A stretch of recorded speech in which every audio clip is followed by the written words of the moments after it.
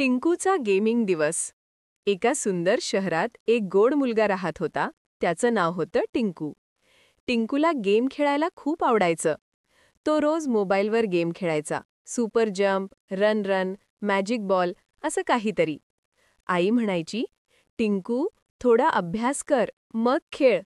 पण टिंकू म्हणायचा, "आता शेवटचा लेवल आहे आई, फक्त 5 मिनिटं."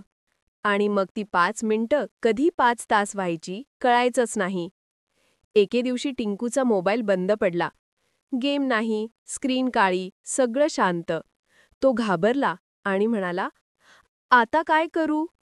आई हसली आणि म्हणाली, "चल, बाहेर खेळायला जाऊया." टिंकूने पहिल्यांदा सायकल काढली.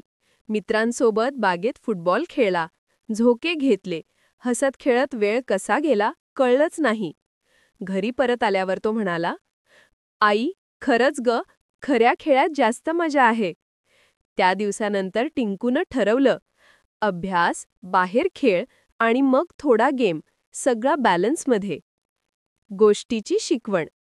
तंत्रज्ञान छान आहे, पण त्याचा योग्य वापर केल्यावरच खरी मजा मिळते.